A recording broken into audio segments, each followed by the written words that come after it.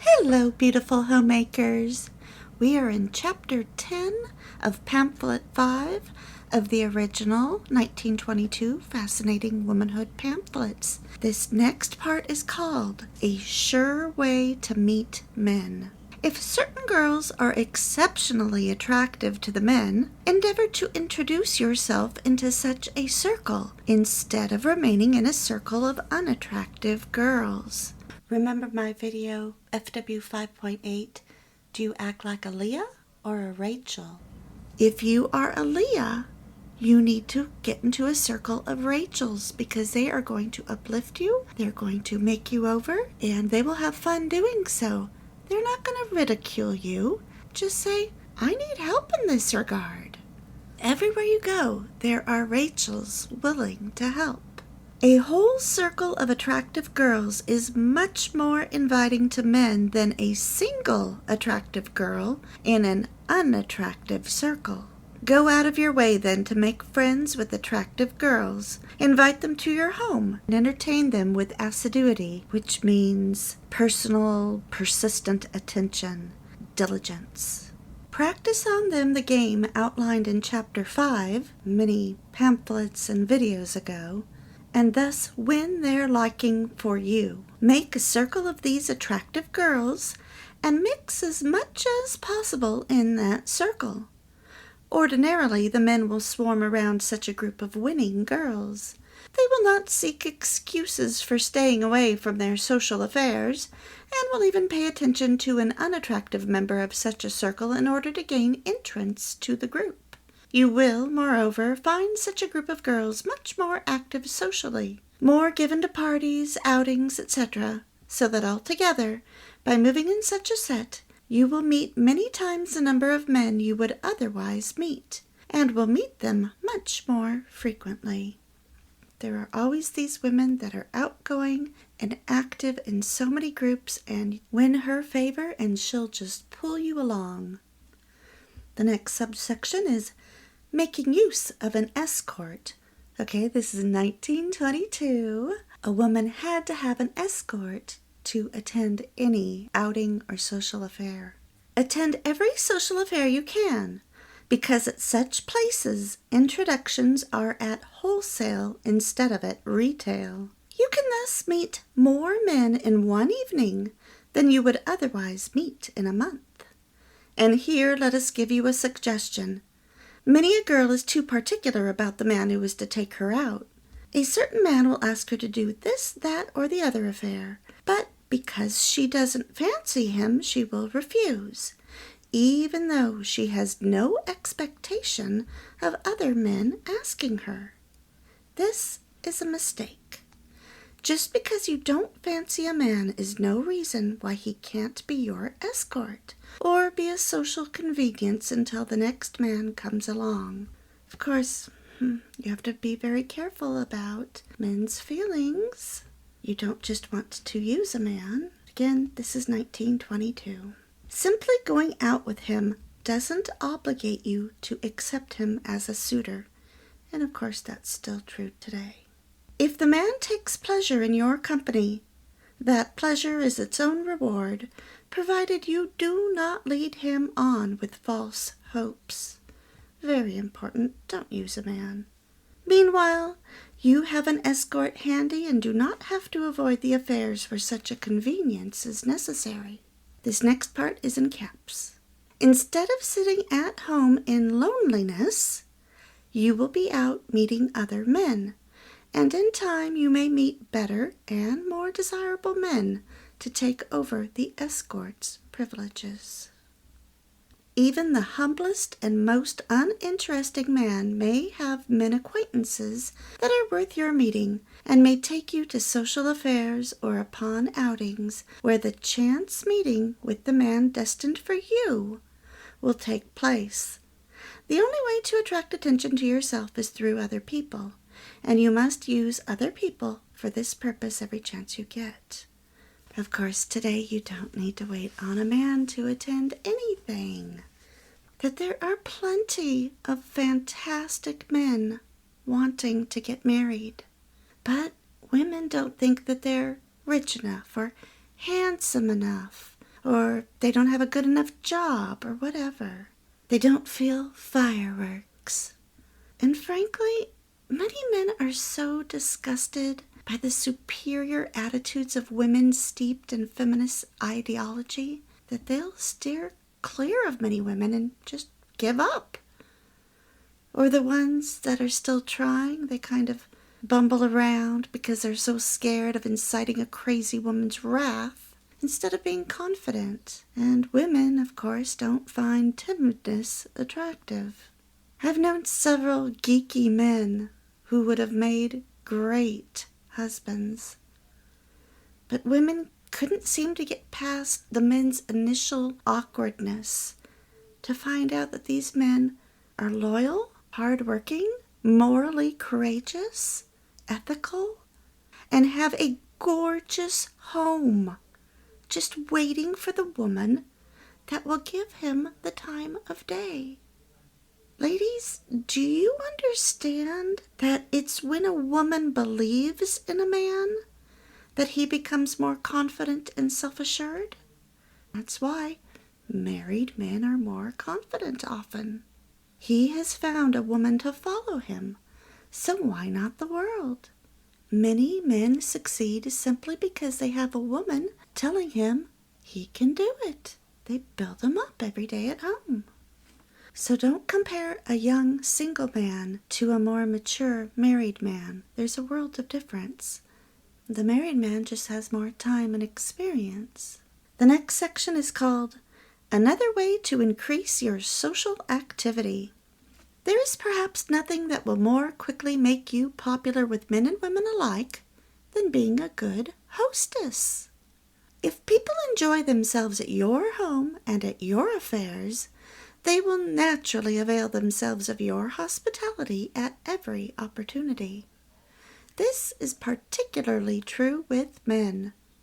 Sometimes girls will go to an affair which is distasteful to them merely because they're afraid to offend the hostess by not coming. Not so with men.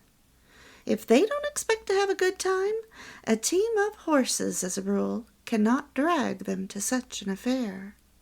Now, making people enjoy themselves requires a great deal of tact, work, study, and judgment on the part of the hostess.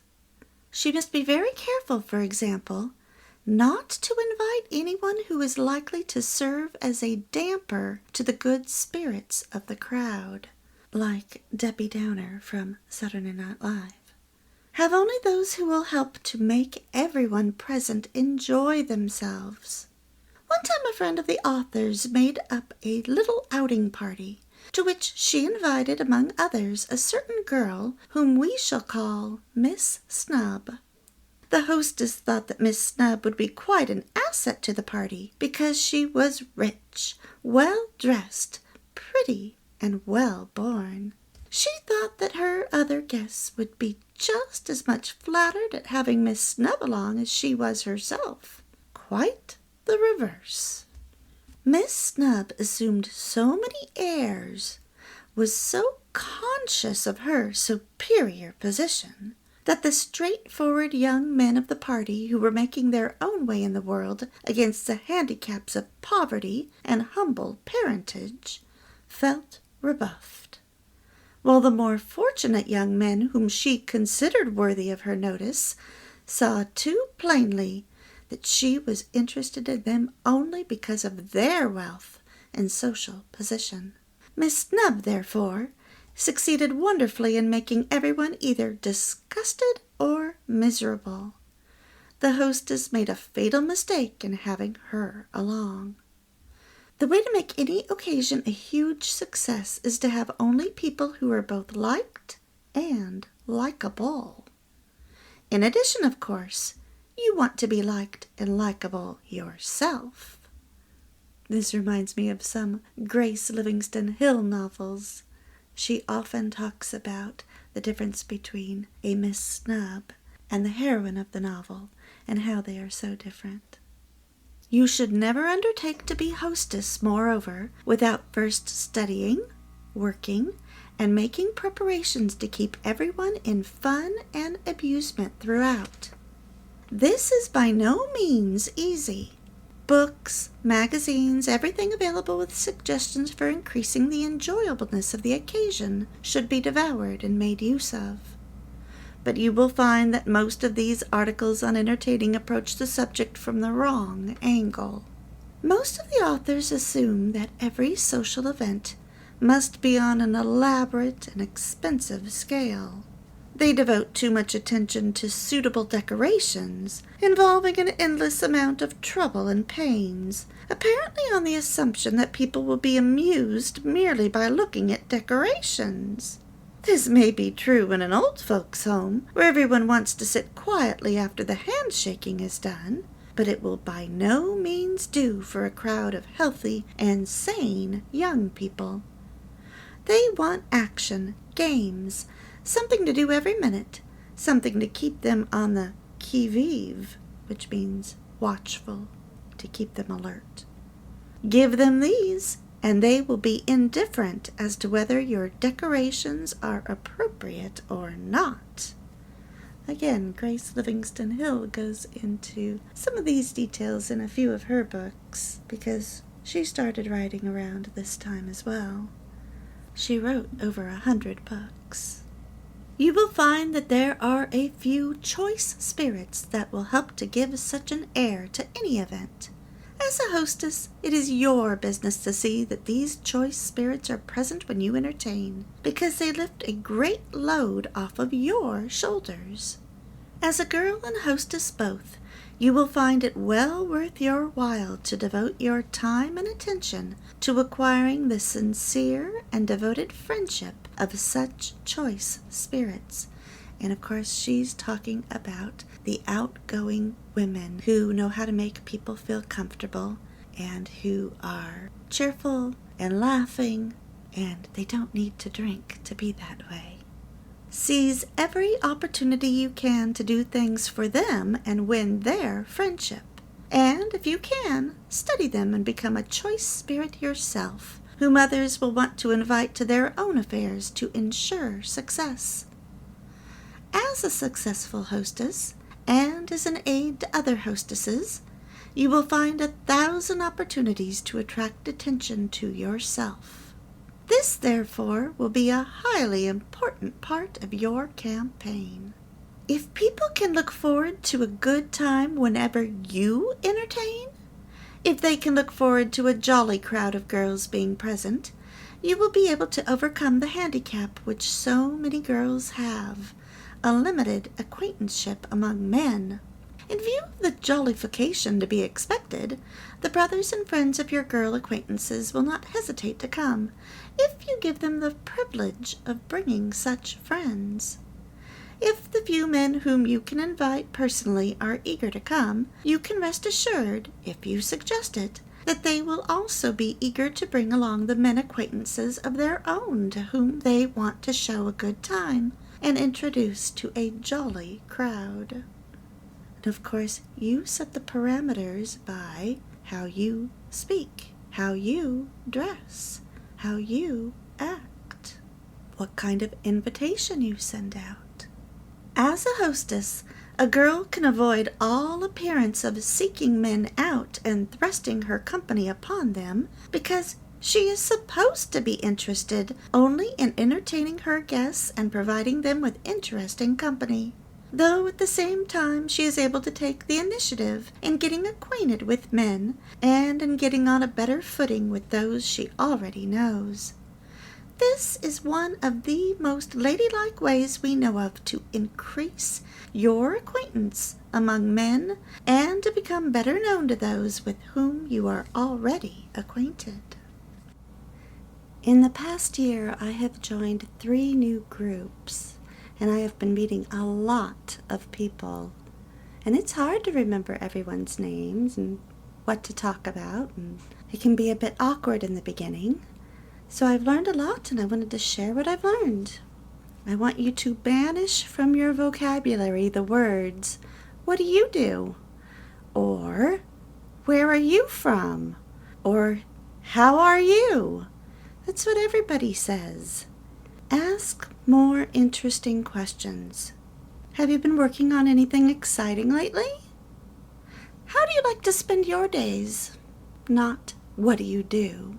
How do you like to spend your days? Have you any vacations coming up? Has anything good happened to you today? How did you come to live in this city? Another thing you want to try and do is greet people with a wave.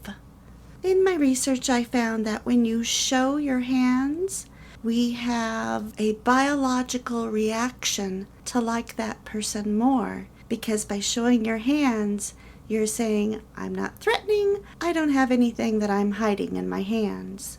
When you greet with a wave, it's saying you're happy to be here. Versus, I can remember being at work, and there was one person who I didn't care for, he didn't care for me, and whenever we would greet each other, he would always do a head nod up. There was never a hello. He would acknowledge my presence, and I would nod back. Head nods do not encourage interaction. So you've encountered someone, you're just passing by, but you want to acknowledge their presence, you don't know them. If it's a woman, you'll typically give a little smile with no teeth. If it's a man, you also give a little smile, but watch and see if you don't unconsciously nod your head down. That's very typical for women to do to men. And it's also very becoming. You're acknowledging, but it's also saying you're shy, you're modest, you're not brash. And just as an aside, if you ever have to get in front of people and speak for any reason and you are nervous, don't say you're nervous. Say, I'm excited to be here.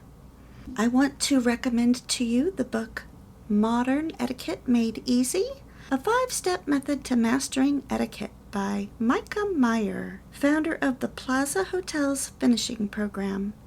She has a few videos on YouTube, but I think her book is a great, easy to read update on modern etiquette. It's for both men and women, and it's perfect for just starting off in the business world as well. She has a chapter called Social Swan, Network Like a Pro, and I just want to give you a few of the many tips she shares. She talks about recognizing a closed group versus an open group. A closed group, and people are going to have their shoulders facing each other. They're talking seriously, they don't want any interruptions. But if even one person has their shoulders turned outside of that circle, that means that person is open to you interrupting. And often the most friendly person of a group will be that one with the shoulders turned outward, inviting interaction. And the leader of that group, everyone's shoulders is going to be geared toward that person, typically. She offers a few tips on what should I do if I encounter a close talker. And she describes something that she calls the tango, and she says that when somebody gets too close to you, you just keep your right foot there, but you move your left foot back. So now you are kind of diagonal. If you had taken a step back, well, they're just going to take a step forward. But if you keep your right foot in the same place, step back with your left, then there's a line that they typically won't cross. And of course, the tip on remembering a name is simply to repeat it. But what I really loved was, what if you forget someone's name? Oh, this has been happening to me so much lately. But I love her tip. She says, don't say, excuse me, I have forgotten your name. That's what we all say, right? Well, it kind of makes it seem like that you've forgotten the person. So the better thing to say is, please excuse me, can you remind me of your name? I think that is just lovely. And then she says if she has met a lot of people and she gets confused and doesn't know if she's met someone or not, she doesn't go up to them and reintroduce herself. She just says, good evening, it's lovely to see you. And then if they introduce themselves, then she knows, oh, we haven't met yet. If you would like more tips, listen to FW3.7, Charming, Contented, and Gracious. In that video, I go over even more interesting questions you can ask people, which is especially great on a first date.